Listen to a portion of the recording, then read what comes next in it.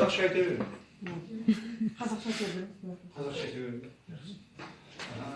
Давай сотка видео түсірмей ақ. Прямой эфирді түсірады ғой. Кімге ол? Сел вылайстан. Енді былай ғой, мен жаңа таныстырды, былай сел, ұзақбай ғой, мен бұрынғы әскери адам. 15 жыл қызмет жасадым. 15 жылда майор званиясын алдым, бала-шағамды асырадым. Бірақ адамның ішінде бір арманы болады. Просто, да, вот, так я не хотел просто жить. Какой-то не обида, а просто о том, что не пожалеть. В жизни потом не пожалеть. Это катаемся, да. Потом же отчет будем давать друг другу, да, и друг другу себе просто, да. Что ты делал вообще? Да? Да? Так бывает, не знаю, мне сондай отчет жасайтын думаю. Что ты делал, что ты вообще в жизни, а? Что ты имел в жизни? Да. Вот, да. Вот мы ойландым, потом, чтобы самому не обидеться, да, я начал другие пути искать. Когда я был военный, может, у меня была мечта сильная, вот бәрінде начинается мечты, вот, да. Вот у меня есть друзья, да, вот, постоянно на 120, 150, 170 получают деньги, да, и говорят, мне не хватает. Я говорю, если не хватает, что там делать?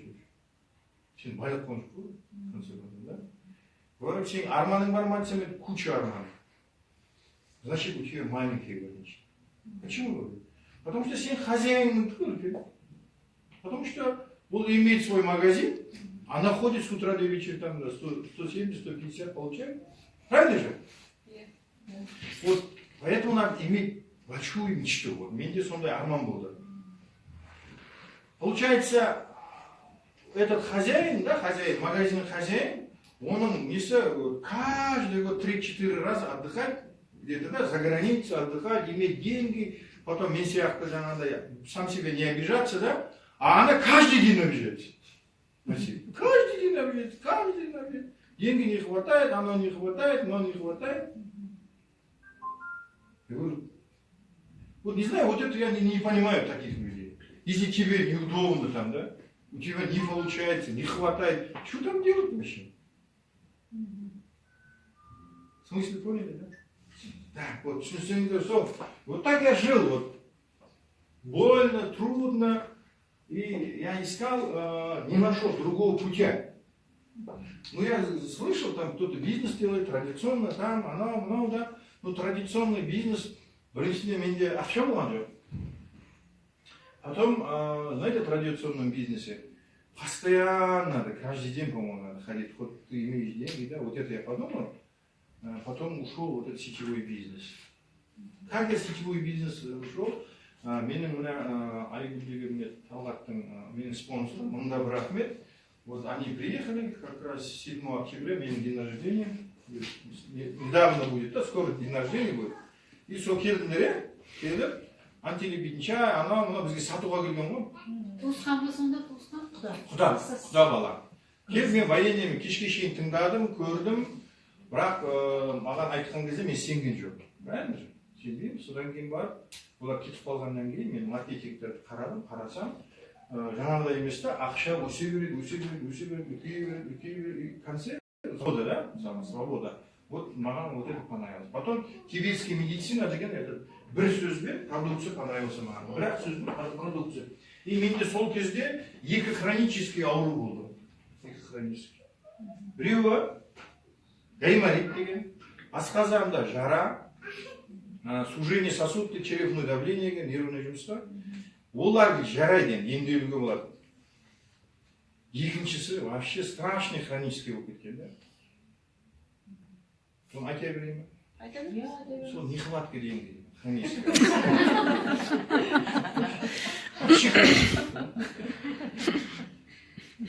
Бар ма? Бәрінде бар, сонда екі тип ауру. Біреуі бірінің досы ғой, темекі мен арақ сияқты, біреуі жетпіс.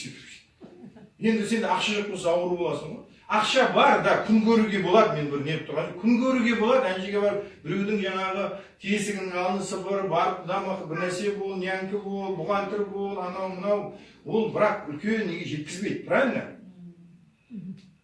Дұрыс па? Ол үлкен жаңағыдай нәтиже жеткізбейді. Сөйтіп мен ескеннен кейін, как раз отпускіге шықтым, үкіметтің служебный үй, мені алып барады, бала шағамды машинамен, УАЗикпен алып барады, алып келеді. Кәдімгі үкіметтің адамы ол кезде бизнес деген ешқандай ойда еш нәрсе жоқ. Сөйтіп отпускіге шығып, Алматыға барып, ақша турасын естейін дедім. Ана продукт іштім. Продукция ол действительно мықты ғой, Вот продукция мықты ма? Мықты ғой. Действительно мықты. Вот мен былай айтайын да продукты дарам. Екі медицина. Тибетский медицина, европейский медицина. Қалған компанияның бір витаминдер, бизнес па келген, былайынша. Дұрыс па? Гербалай медицина емес қой. Медицина ма айтшы? НВИ медицина ма?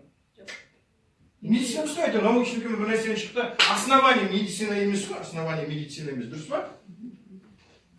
Вот мен сол компанияларға баратынына қарным ашады дәйші. Салыстыруға да тұрмайды дәйші. Олар медицина емес. Бітті. Вот сондықтан мен постоянно кәншидамын. Тағы да бір нәрселерді айтамын сіздерге. Сөйтіп ішіп жегеннен кейін жақсыны алғаннан кейін сабақына бардым. Как раз 53 күн бізге несі береді? Отпуск береді. Сабақтарына барған кезде маған ұнады. Бизнес өсе береді, ақшасы үлкейе береді. И можно на свободу идти, да? Вот сол маған ұнады, өте ұнады. А сөйтсем, аз салым салады екесін, одан кейін жүрге білім и уақытыңды кішкентай ғана ақша, минимум ақша, уақыт білімін салады екесін. Онда да еще система бар екен, бітті. Білім. Менің баяғы жаңа 4 диплом жарамайды екен. Мен о салада умныймын, действительно, мен любой оружиеден аталам, любой разведкаға баралам, нападение жасалам, адамдарды барып, тылда любой жерде жұмыс істер, мен военныймын. Дұрыс па? Мен универсальный адаммын, военный. Бірақ маған мынау дегенді қақпаймын мен, дұрыс па? Сіздер де солайсыздар. Неге? Мына жерге келгенде основной нәрсе не? Оқыту жүйесі, система обучения бар ғой. Осыны оқу керек. Сіздер профессионалсыздар. Мысалға сіздің мамандығыңыз қандай? Врач, сіз мамандық, өзіңіздің мамандысыз ғой, дұрыс па? Бірақ сетевойды өмір көрген жоқсың ғой. Дұрыс па? Мен мысалы военныймын. Действительно, сетевой көрген кезде жаңағы мен өзімше өміршілетім басында ше. Спонсорды тыңдамай, анау, сөйтсем бизнесім жүрмеді. Мен қалай істеуін білмесем, қалай жүреді ол? Танкін айдайласын, біреуін танкіге отырғызып қояйын. Кім танкке барады бүгін? Мен білмейсің ғой сен танкіні өңдейсің. Ол машина сияқты шығар? Жоқ, машина сияқты емес. Любой адам айдап жүреді, көшеде машина болса керек. Танкіні. Жоқ, шындыққа. Вот адамдар да бізде сетевой бизнеста именно оқытуға вообще көңіл бөледі. Арора дегенді мен білмеймін, Арора ма, Артур ма, жүректің жанында. Аорта. Соны білмеймін ғой, не істейтін. Күлкілі сізге, күлкілі де, дұрыс па? Маған ол проблема ол Арортоны айту үшін ше. Арора бір нәрсе деймін айтып, соны бірақ кешінде айтып. Жобалап айтып. Енді сол сияқты ғой, мына жерде де сол. Сіз келдіңіз, жобалап айтқыңыз келеді, бизнес жүрмей, содан кейін тастайсыз да кетесіз. А вроде умныйсыз, сіз высшее образование, медицина бітірдіңіз ғой. Қалай мынау деген какой-то да? Вот сол ойды алып тастау керек, оқу керек, үйрену керек. Көп нәрсе емес бұл жерде. Сөйтіп нәрсен облысқа келіп, мен оқи бастадым. Оқу бастап, 45 күнде жаңағысын істе алдым да, бардым рапорт жаздым командир полкаға. Командир полка жібермейді мен службадан. Неге? Өйткені жаңағы адам жетпейді, связьдан кем болар. Сөйтіп жүрген кезде ақыры рапортқа қол қойды. Как раз мен күзде болды. И маған келесі жылдың февраліне шейін, майға шейін, отопительный сезон біткенше тұрды деді. Тұрды. Сөйтіп тұрдым, бизнесті жасай бастадым. Әрмен қарай уже көктем шыққанда мені көшіріп жіберді. Біреу сарайға барып тұрдық кәдімгіше. Ол кезде мен ана үкіметтің үйінде тұрғанда, ол жақта су да бар, свет та бар, газ да бар, бала-шаға апарады, үй жағын тазаламайсың, даже көшеден бәрі қап-таза городок қой, целый военный городок. Оның бәрін тастадым да, барып жаңағы от жағатын мынандай паутина, әйел жылап жіберді. Енді сөйтеді ғой, комфортқа үйренген, газ, су, свет бәрі бар. Енді сол жерде мен не істедім? 10 000 теңге жаңағы стиральный бір нәрсе алған, соны төлеуім керек. Тағы $100 банкке тағы бір нәрсе алған, сол еще үйде мен өзім жұмыс істедім да, бір өзім. Сөйтіп осы бизнесті бастадым. Бір күні үйге келсем, әке шешем шақырып қойды. Не? Ой, мынау бір жаңа Черепнойдан кабинтон ішіп жүрдік, вообще кричасы кетіп қалды, қаяқта бір нәрсе керек тұр, Талғат деген айтады ғой сендерге, ой, Талғат деген құрықты, бұл деген вообще қаяққа кіріп кеткен, білмеймін, қытайский бір компания, әкем мен шешем беріп егер. Сосын айттым, өше дәл қойын, айттым, көшемін дедім да Қазалыға. Әкем мен шешем көшіп кетті, көшпейсің, қой, бала-шағаны өздері асырайды кетіп қалды, дұрыс па? Мен қалдым да осы бизнесте не болды? Өзіңнің бала-шағаны өзің асырайды, сенің өмірің өзіңнің өмірің, дұрыс па? Ешкім жауап бермейді саған. Тем более. Потому что Америкада айтады деген ғой, егер сенде 4-5 диплом болса, если такой умный, почему бедный деген ғой? Соны естіп алғанмын ғой мен жаңағы, осындай сабақтардан ше. Шынында мұны маған айтылған сияқты, өзімше умный болып келемін, отырамын, бірақ результат жоқ. Жаңағы есімнен кірмей ғой, жаңағы кетпей ғой. Сабақта айтқан ғой, если такой умный, почему бедный? Әл сол миыма кіріп кеткен. Сөйтті де әке-шешем кетіп қалды, содан өмір сүрдік. Мен сабақты конкретно спонсордың айтқанын қылғаны, күнделікті келгеннен кейін уже менде результат пайда болды. Мен түсіне бастадым. Сөйтіп бір күні бардым. Адам деген біз шынында бір сенім, бір адам біздің сенімімізді түртетте тұрады ғой бір нәрсе, правильно? Сенім керек қой бұл жерде. Продуктны іштім, продукты действительно барлық кетті, черепной кетті, 3 рет гайморит, ол кетті, почкам ауыратын, ол кетті, жаңағы ұмытшақ едім, әжеге қойып қойды, бір сөз бар ғой мынандай, қазақ өзінің астындағы атын Алтай іздеп дейді, астында. Сол сияқты әжеге мен қоямын да ұмытып кетемін ше, соны іздеп жүремін де үйде, айқайлап шулап ше, қаяқта кіріп қайдан ғой. Соның бәрі орнына келген ғой. Продукты мықты ғой действительно. Қазір айтамын, бір күшті бір сіздерге секрет айтамын. Содан бастап кеттім. Сөйтіп, Аллаға шүкір, 9 айда мен 6 жұлдызды дистрибьютор болдым. $1000 айлық ала бастадым. 1,5 жылда 7 жұлдыз дистрибьютор болдым, $2000 айлық ала бастадым. 8 жұлдызды 4 жылда жаптым, $12-15 айлық ала бастадым айына. Компания маған $25,000 премия берді. Одан кейін бронза билет болдым, одан кейін серебр болдым. Мына жерде жаңағы яхта деген берді, 30,000, мына жерде самолет дейді, 40,000. Қазір мен золотой жеттім, осындай дәрежеге мен жеттім. Қазір енді өзімнің осы биыл өзі Алматыдан 20 үйім бар мен. Қарапайым адамыз. Просто 20 үйім бар. Неге менің жер сатып алған ғой, ақшаны сала бергенім сала. Өзім есептесем, былайша қазір 10 жылдың көлемінде $1 миллион артық ақша тауыппын. Өйткені ана маркетингті есептесеңіздер, общий сумма тұрады, итого товар-оборот тұрады да, соның 10%-ін алсаң, 1,5 миллион ақша тауыппын. Сіз командаңыз енді? Команда, маған төлейді, командама төлемейді. Өзіңізге төлейді, личный өзіңізге. Командасы өзіңіз. Әркім өз үшін келеді ғой, өз үшін келеді. Дұрыс енді командамен істеу деген сияқты. Міне осындай бизнес.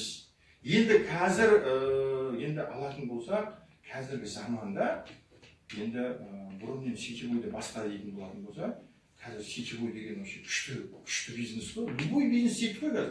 Заправканың сет, дұрыс па? Столовыйың сет.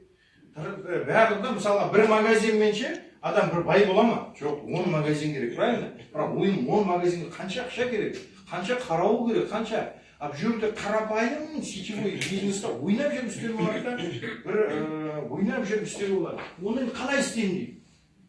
Бірінші, жаңағыдай мен сияқты умный болуым. 4 диплом бар. Спонсор бар ма? Бар, иә? Оқыту жүйесі бар ма? Бар. Сосын жаңағыдай арманым күшті болу керек. Арман. Бірінші адамның арманы да, мен білмеймін, мен мысалға, чтобы отойти от боли, да, мен келдім. Отойти от боли. Ертең картаямыз, өсеміз, артыңа қарайсың, алдыңа қарайсың, дым жоқ. Не ол, да? Не өмір? Вроде бәріміз умныймыз да, аяғымыз бар, қолымыз бар, дұрыс па? А бірақ результатты не лгут дейді ғой, Азабек айтады ғой менің спонсорым. Результаты не лгут, сен кім екенің? Алтын үйінде тұрсын, алтын дипломмен ал, бірақ результаты не лгут, правильно? Сондықтан мен көп адамдарға айтамын, бірінші адам ақшаның қайда екенін білу керек. Ақшаның қайда екенін білу керек. Мен білем, сетевой маркетингте көп. Аз ақша салып, көп болса $400, $1000 да ше. Өміріңде біледі, 1200 дейші. Ақшаның бірінші қайда екенін білу. Екінші, соның әрекетін оқып үйрену керек. Үшінші, ақшаны көбейту керек. Сосын тағы бір нәрсеге салып әрмен қарайда болғаны сол. Вот любой кітапты оқысаң, сосын менің бір өзімнің мінезім ба, мен кітапты көп оқимын. Бірақ осы кеншіге келгенде оқыдым, бұрын вообще оқымайтын едім. Военный устав, нәрселер, заң сондай шығып отырады, соларды қазір мен не кітаптарды көп оқыдым. Тренингтерге барып, сөйтсек, бізді мына жетелеп миымыз екен ғой, біздіңше мида адамды ойлауға. Мысалға, сен табыс табуға қай ағыңмен не аласың? Миыңмен ойленасың, басқа жеріңмен емес. Енді мидың азығы не ал? Кім айтады? Кітап қой. Мына өзгермеген өзгермейді ғой. Сен мысалға келдің, 30-ға келдің, осы миды пайдаланып келдің. Енді осылай пайдалана берсең, сол ми 40-та да сол ми болады ғой. Өзгере ма? Өзгермейді, потому что мида құймасаң бір нәрсе. Енді сен 50-ге келдің, сол ми әлі, өзгерген жоқ. 60-та келдің, сол ми әлі. 70-ке келдің, сол ми, одан кейін 70-тен ал жезі ғой, төмен қарай кетіп қалды. Уже білет әкеле бастайды. Жоқ, осымен дұрыс пайдалану керек қой. Сол үшін осыны өзгерту керек. Бір ана кітапты оққан мен, Наполеон Хилл, егер де сен дейді, 30-ға келіп, 40-қа келіп, өмірің өзгермесе, сен басқа бір планетада емес, басқа бір жерде емес, тұрғандықтан емес, сенің дейді, сенің арманыңның кішкенеліктен сен өзіңнің өзгермегендігіңнен дейді.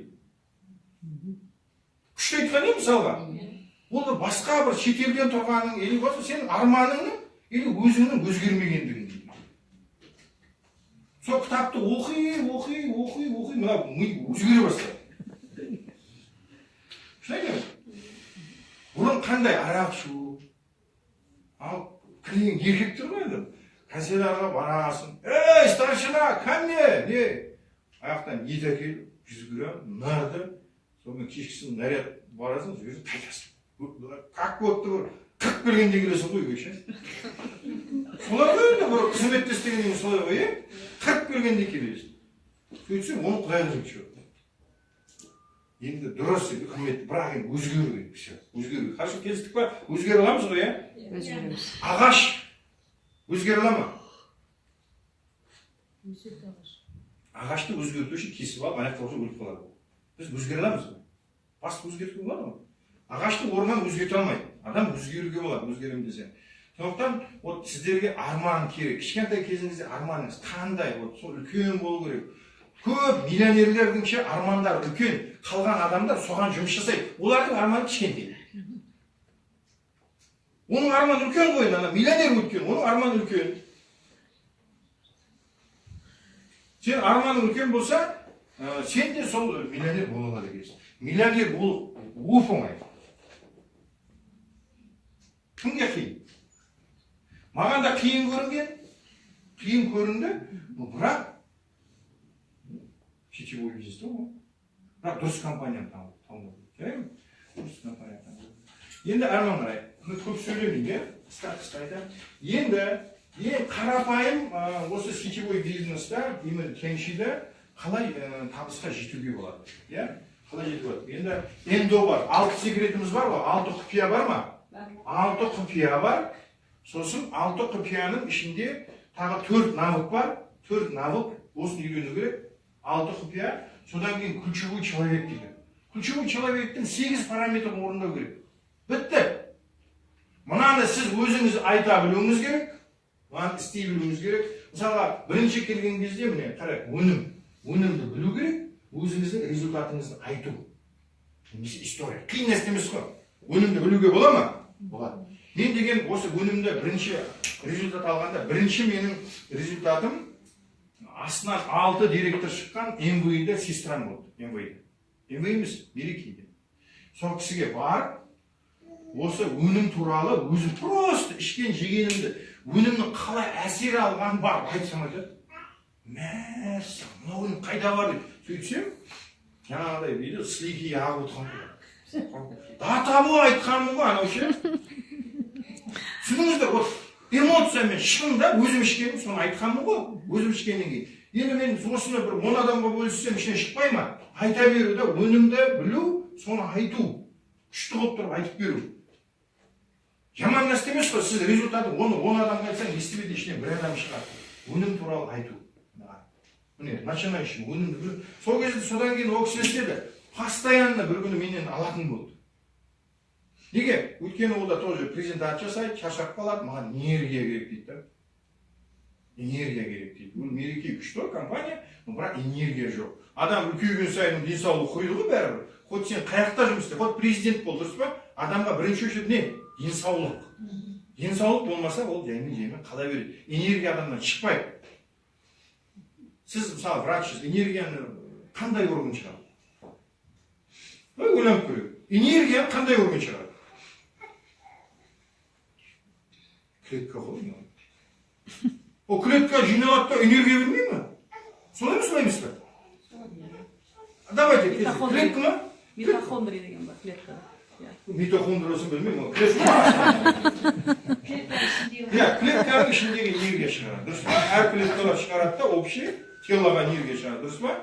Мидың клеткасы бар, бар, вот міне. Сол сияқты міне өнімді, Ана екінші не? Өнімді айта не қылу? Адамды телефонмен мысалға шақырып жақсы меңгеру, дейін емес. Үшінші общение. Общение. Төртінші, міне төрт навык мысалы өнімді көру не бұл? Шақыру, общение, телефонмен шақыру, общение и кездесу, мысалы кездесу өткізу ма, вот сондай төртінші встреча. Вот қиын нәрсе емес қой. Қарапайым нәрседе осыларды үйреніп алсаңыз, сонда бір адамдармен общительный сондай болу керек екен да бұл жерде. Қарапайым нәрсені істеу керек. Бір крупный бір нәрсе емес. Енді 4-6 құпия түсінікті. 8 ключевой адамның бірінші, хотя бы 30 рандом айту. Бір айда. 30 адамға кездесіп рандом айту. Мына жерде рандомды үйрену. Төртінші, рандомды айтып үйрену. Осыны маған экзаменға тапсырады бүгін. Продуктыны іштіңіздер ма? Результат жақсы ғой. Жақсы. Телефонмен шақырудың 6 қадамы бар, білесіздер ма? Кім маған айтады? Мына кісі айтады. Мына общение. Общениенің 10 қадамы бар. Кім біледі? Рандомды кім біледі? Мына бір немес қой, академик болудың қажеті жоқ. Қарапайым нәрсе, бәрі тұр. Кім маған айта алады осының бәрі? Кто мешает? Кто мешает? Это открытый нәрсе бұл бизнес. Дұрыс па? Әр адамның өзінің бизнесі мынанша ғана. Оқыту жүйесі бар, расписание бар. Кім айта алады маған? Осы төрт навыкты 5-ке айта аламын деп айтыңдаршы. Кім бар ма сондай? Сен қанша айтсаң, сонша бизнесің бар. Сен сондай ақша алып жүрсің.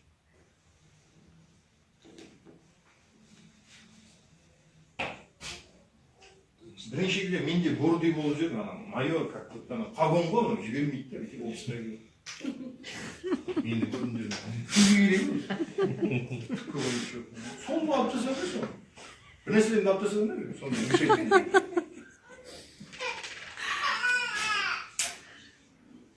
Сол бізге мешайды. Мынау деген кетші ма?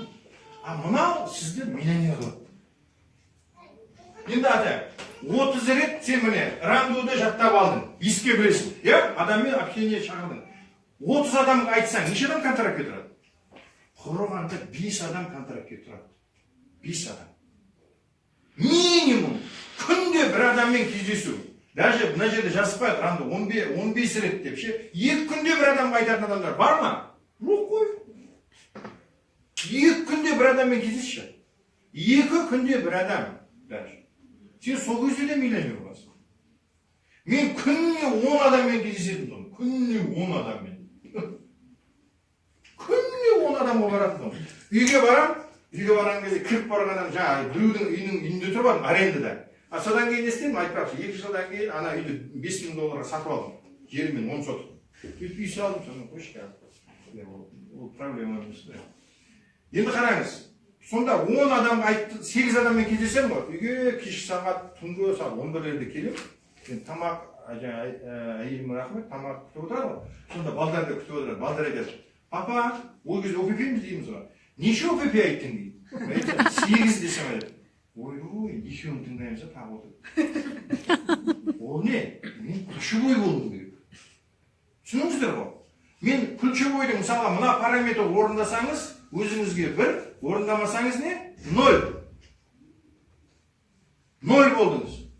Сіз өзіңізді өзіңіз өтірік алдадыңыз бүгін, е? Бала шағаңыздың несібесінен айырылдыңыз болашақта, дұрыс па? Үйге бардыңыз, сонда не істедің кешке шейін? Көп адамдар айтады, мен офисқа келдім, мен кеншеден. Офисқа келген емес, негізгі адам бол сен. Күнде бір адамға или өнім туралайды, или ранду ғой. Екінші, 15 минут, күнде 15 минут кітап оқу. Үшінші, 15 минут видео, аудио көру. Дұрыс па? Мынау неге? Өйткені сен адамдарға басқа не бар, олар түсінбейді, білмейді, дұрыс па? Сөйтіп неше түрлі адамдардан не де, жаман энергия аласың. Бір мықты адамдар болады, сен уважать еткен адамдарың бар, олар айтады, сәке, сен майор едің, күшті штатный офицер едің, қандай бір жақсы жігіттен, какой-то бір айтып жүрсің дейді, бықсып нәрсе айтып. Бола ма, болмай ма, Қытайдың, қазір Қазақстан мен Қытайдың арасында ыңдай, неше түрлі айтады ғой. Соның бәрі жабысамасыға кір болып, соны қағып ұстау керек. Сол кезде мынау кім қағып тастайды? Кітап пен мынау бол.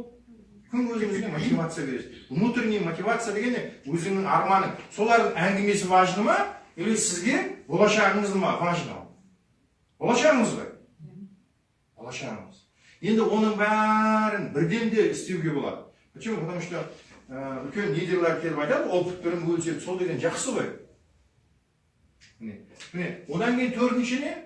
Төртінші, сізде өнім алып тұратын потребитель болу керек. Жазып алыңыздар, потребитель болу керек. 10 потребитель болу керек. Олар айтады, мысалы, контрактке тұрмаймын, бірақ өнім жақсы, мен осыны алып ішемін дейді. Дұрыс па? Дұрыс. Бесінші қандай? Кім айтады? Бүкіл іс шараларға қатысу керек. Күнделікті қандай? Офис бірінші. Офиста қандай сабақ болады? Сен білмейсің ба қатысты? Нені білмейсің? Қатысты. Сен бизнесқа келдің ғой, айналайын. Осы жаққа келіп, тығылып отырсың, келген жоқсың офисқа. Сен ОПП-ді хотя бы мына 4 навыкты үйренуге келу үшін ана жерде тұрады ғой, расписание оқы, даже өзің айтуың керек. Мен бірінші айтайын, мынандай дос болған жоқ, 2004-те ма келдім, мынандай пәнер бар ғой, пәнер. Әйел жаңа мұғалім, бажа дейді ма, бір жерде, соған айттым, әйелге, пәнер алып пәнер. Мен айттым, дос, мел алып келдім. Бордым мен ше, қағып тастадым, күнде айтам, ол мұғалім ғой. Айтам, мынау дұрыс емес. Что-то связкіші жоқ, сені маяқта жүрсің лағып, тақтан аяқта жүр лағып дейді, қайттан айт дейді. Қайттан айтам. Білесіз ба, сол күні мен 50 рандуда айттым. Таңертең кешке әйелге отырыс деп жалынып қоямын, отырғызып қоямын. Болмаса кукла иттерді отырғызып қоямын. Мен өсуім керек қой, мен өзім алдамаймын бала шағам кеншеде жүрмін. Результат шығаруым керек қой. Сөйтіп 2-3 күнде қайта отырғызып айта бердім, рандуды үйреніп алдым. ОПП-ді үйреніп алдым. Содан мен оңай болды, адамдармен кездесемін сарсақ. Я жоқ. Ешкімді мен оңай заставить етпейміз ғой. Кездесем, ананы айтады, мынаны айтады. Жарайды деймін, ол сенің өзіңнің ненең. Бірақ хабарлас керек болса, мықты бизнес, действительно, кейін нәрсе емес, бұл жерде мынандай ақша бар. Ана мен келген Ырзабек деген осындай мен алған, андай алған, сіз сияқты андай адамдар, басқа да айтамын, жоқ, бітті. Сонымен не болды мынау? Бүкіл іс-шараларға қатысу керек екен. Бүкіл іс-шараларға. 6-шы неге? BBS-ке 20 билет сату керек. Сіз өзіңіз 20 билет. BBS деген, мысалы, ертең Алматыда үлкен BBS болады, іс-шара болады. Бүкіл мировой масштабе, Өзбекстан, Средняя Азияда, ол кезде үлкен, машина, яхта, самолет алған, живой адамдардың денсаулық туралы, сол жерде президенті келіп, компания, миллиардер адам келіп, айтып түсіндіреді. Одан кейін мықты сабақтар болады. Көрдіңіз бе? Міне осындай. 7-ші кім айтады? Кім болды? Командный игрок болу, командный игрок. Сосын 8-ші не? Потребление. Употреблять продукт самой. Өнім. Өнім де білу, 8-ші өнім. мен дұрыс жазбадым, мен айтқан өнім болу керек, өнімді білу. 100%, 100% потребитель болу, міне. Дұрыс айтады, қолдану, міне. 8 параметр, күнде орындауым керек. Бүгіннен бастап ешкімге қарама, сен осыны орындашы, өзіңмен өзің кешкісін есеп бер. Абайдың 21-ші қара сөзінде айтады. Сен де күніңе, айыңа, апталыққа есеп берсең де, сен барлық жегесін. Абайдың кеше Қызылорда болып қойды, 45 қара сөздің кітабын алып оқысам, сонда жазып көріпті. Жақсы адаммен дейді, жақсы адам мен жаман адамның жаңағы разницасы дейді, айырмашылығы. Жақсы адам дейді, ол еш уақытта негатив айтпайды екен. Былайша соған келтіргенде, ал жаман адам жаңағыдайда, не дейді нытик дейді. Мияулай береді, негатив айта береді, таңертең тұрады, күн ұнамайды, бір нәрсе ұнамайды, бір нәрсе болады. Бәрін ұнамайды көрке, нытик.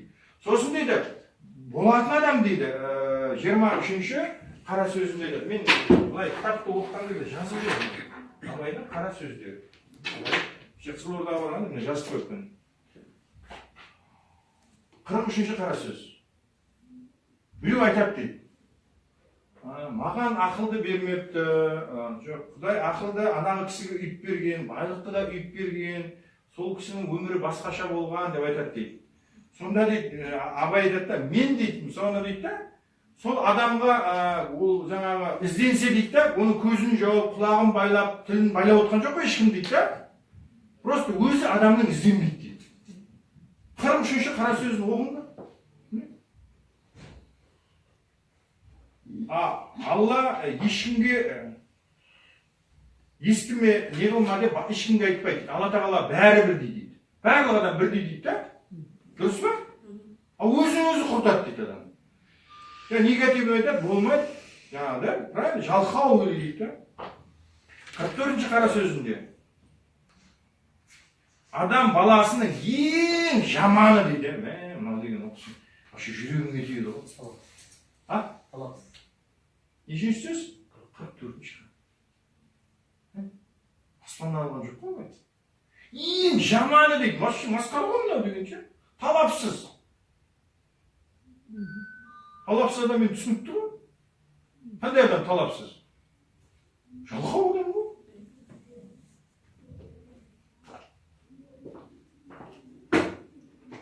Сол сияқты, міне, 8 нәрсе, одан кейінгі 3 мына жерлері талабы бар компанияның оқыту жүйесінің консультация, спонсорға звонда, консультация жасау.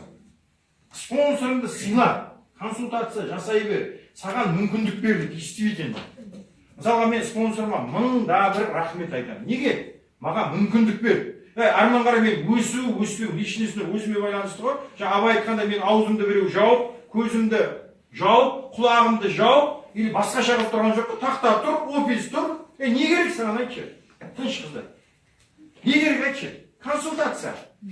Сен келдің, бизнес жаса, консультация, спонсор. Саған өсу керек, личностный рост. Адамның бизнесі неге өзгермейді? Адамда личностный рост жоқ. Бағанағы айттым ба, 40-та келгенде де солмай, 50 келгенде де солмай, азайып барады бұларға. Шындық керек қой. Екінші консультация бірінші, екінші благодарность айту. Благодарность. Солай ма? Пахвала дейді. Пахвала, мақтау. Осы бір-біріңе пахвала айту. Жаңағы пахвала айтқан жоқ қой. Ана кісі деген керемет. Бізде осындай врач бар. Ана кісі деген керемет. Ана кісі жүр, мен сенімен таныстырайын. Всегда пахвала. Благодарность. Үшінші не пересечение. Не пересечение деген не? Не пересечение деген мысалға, мына менің глубинадан ескеріп отырмын. Нағыз, осы қыз. Дұрыс па? Иә. Айымжан. Иә. Байқоңырда мен звондап, мен тәкем бар, тоже медсестра, сол кісінің командасында, Байқоңырда. Дұрыс па? Не пересечение деген бұл кісі менікі. Қалғанда адамдар бар. Басқада бірі дегене нені айтпау. Қанша ақша алып жатыр, командада не істейді, сол, болғаны сол. А бірақ пахваланы пайдалану. Сенің спонсорың мықты, сен деген андайсың, постоянно. Мысалға бұл кісі сіздерге келіп, анау мынау сенің спонсорың мықты. Ты че, біздің арамызда жүр. Сен де мықтысың, бітті. Сізде мысалға, мен қазір Алматыда маған бір адам келсе, осы жерден кім жіберсе, бақыт көр. Мен онымен істеймін, айналсам бизнес. Айтамын, түсіндіремін. Түсіндіңіздер ғой? Спонсор мақтаймын. Сол бөлінгенде бөрі жейді дейді таза айтады. Түсіндіңдер ғой? Біріне бірі айтып түсіндір. Міне, мынау основной үш нәрсені орындау содан кейін. Ал бүгін кім раңду айтты? Кім айтады? Біріншіден айтады. Бар ма? Айтасыздар ма? Не қоясың өзіңе? Бір қоясың. Айтпадың ма? Ал енді білмесең, ана жерде раңдудың несі бар? Сабағына қатысып. Қиын емес бизнес. Ешқандай қиын емес. Көп адамдарда мен мысалға байқаймын да, жаңағыдайда, қалай десем, былайда білгісі келмейді. Лучше күш. Сыртау айтқан күштері, сыртау айтып жібереді да, оны. Мысалға, намы оқысай десең, мысалға осы рандул жақта бол десең, не етеді? Білім, бір нәрсе толмады. Сол керек пе сол адамға, бірақ оған өсу керек жақсы. Қаяқта бір нәрсе толмады. Адаммен кездесу үйрену. Соны бірақ үйренуге адам қиын емес, айтайын. Сондықтан өсетін адам болмайды деген нәрсені айтпайды. Қолдан. Жаңағыда айтады ғой, 1000 түрлі сылтау айтады, жаңағы болмайтын адам, оларда да 1000 түрлі способын іздеуге болады ғой. Мына бас деген, ой сақтасын, ақау бұлайым арқылап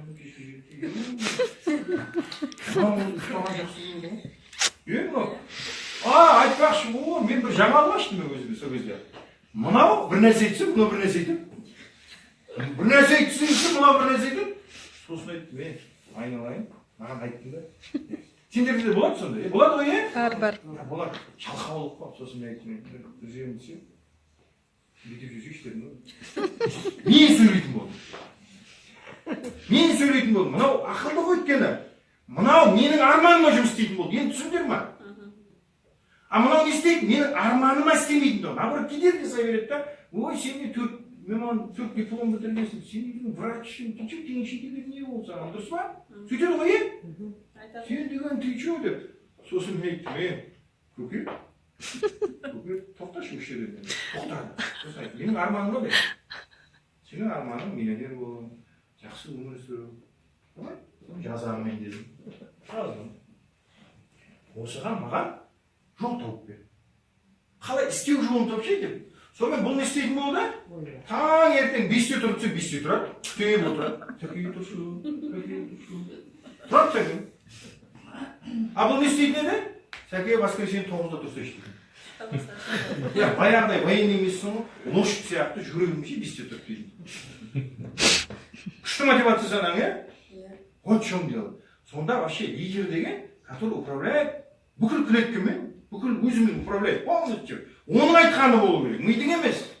Ми жалқау. Кім сөтеді мына? Ми жалқау. Келістік па? Сен өзіңді ұстап ашеш. Біреуге баратқанда не істейді ол? Ой, бармақ қойса. Он деген ты че? Кеншіңдің не болады? Сол ғой болғаны. Успех деген сол.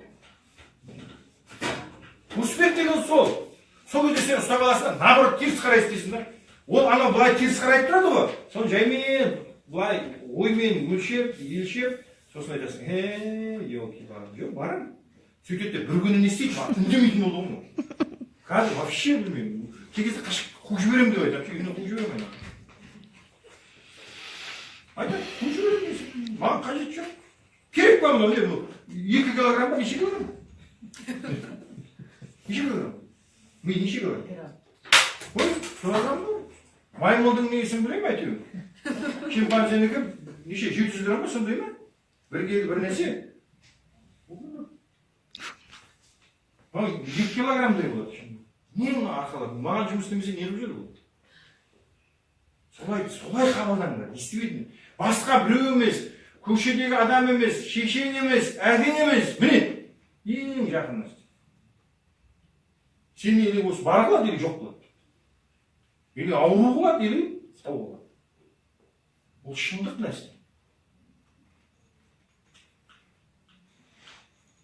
Bir күні Қызылордаға барсам, бір естіріп тұрмын. О, Сәке, аяғым қалсам бүйті, ағазам сөйті. Тағы не істейді? Мен тыңдап отырып. Жүрші, кеңші істеген келе ма? Не айын болды ма? Не мешает етеді? Білмеймін ғой, бір нәрсе, бүйті жүрді. Қаққа дейді, далаға шығамыз.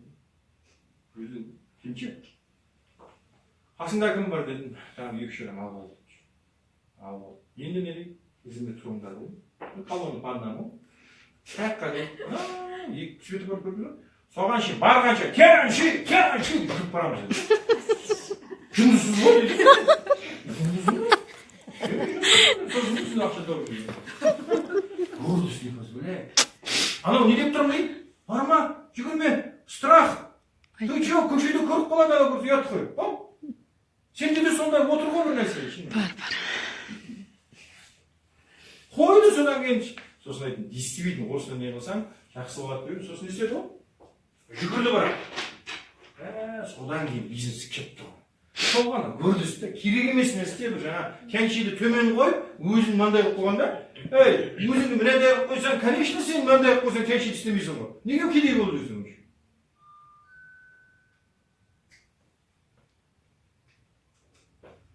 Сол жаңа офисте ғой, бірінші этажға, төртінші этажда ма тұрдық біз. Көп жас келеді. Соны қараден болып тасиын болып жүрген. Күнде бөлем, көп машинамен келеді жаңа. Соны тасимыз. Сонда ешқандай көрсе басқа бір еркектер жүреді. Сол еркектер қалған жоқ қой, не? Я гордость не позволяет, ты чё? Мынау деген офис командный жұмыс қой, бұл жерге жеке бұл жаңа бақыт емес. Жеке сіздікі емес, общий офис, ашып отыр, ақшасын төлеп отыр, өнімді әкеп қой, дұрыс па? Оқытып отыр, не керек енді саған? Жасқа қарамайды. Бизнес жасқа қарамайды. Мысалға, менің спонсорым Талғат Усаевич айына 18 мың доллар ақша алады. 56-та жасаған, полковник, КМБшник. 56-да қазір 71 нәрсеге келді. Миллионер. Ешқандай бір несі жоқ. Енді гордость бар, жаңағыдай да жақсы өмір сүру керек деген сондайға жұмсайды да. Керек емес нәрсе емес, бір керек емес бір нәрсеге бір болып қаласың, биштен болып қаласың, бір өзіңше болып, сондай қалыпты жүрсің. Керек нәрсеге, гордый бол, правильно? Сен компанияңа, өзіңнің болашағыңа, арманыңа, мақсатыңа, қалған түкке қажет нәрсе неге бар? Тіреліп қалады, тіреліп жүре алмай қалады. Құрнамыс жібермейді. Құрнамыс жібермейді. Все, түсінікті ғой, түсінікті. Сондықтан бұл жерде самый главный ключевой орында. Нені білмейсің, ізінен қалма. Бұл бизнес көп адамдар былай түсінеді.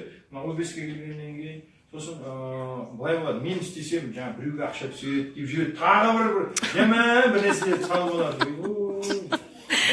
Сен келгеннен кейін қараша, енді сен өстіп ойладың, мынау енді сіз ойласаңыз, мынау тымау передается же. Мыналар да ойлайды ғой сөйтіп, саған ақша түсе ма? Сенің ойың передается, не знаю, мысленно ма, бір нәрсе передается. Түсіңдер ба? Сен өзіңнің бизнесіңді өзіңнен төмен қарай баста. Мына бизнес келдің, солай түсін. Сенен кейін өзіңнің бизнесің. Осылай басталады. Кете береді армаға. Қазір А программа бар, басқа программалар бар ғой. Күшті ғой. Енді бір неге, вот давайте ойланайық. Мен мысалға неге кеншиде істеймін? Вот сіздер неге кеншиде істейсіңдер? Кім айта алады? Сіз неге кеншиде істегіңіз келіп жүреді?